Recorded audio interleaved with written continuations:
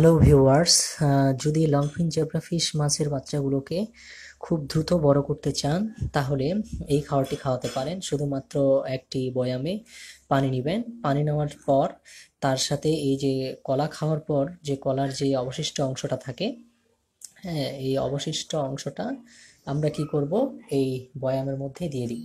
এই যে বয়ামের মধ্যে অবশিষ্ট অংশটা দিয়ে দিব।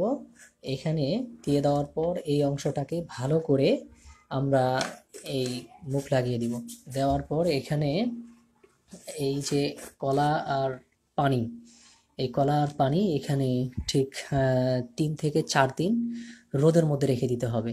এবং এর মধ্য থেকে শুধুমাত্র যে পানিটা হবে সেই পানিটাকে আমরা লংফিন জেব্রাফিশের বাচ্চাগুলোকে খাওয়াবো। দেখবেন যে লংফিন জেব্রাফিশের যে বাচ্চাগুলো আছে সেগুলো অতি দ্রুত বড় হয়ে যাবে।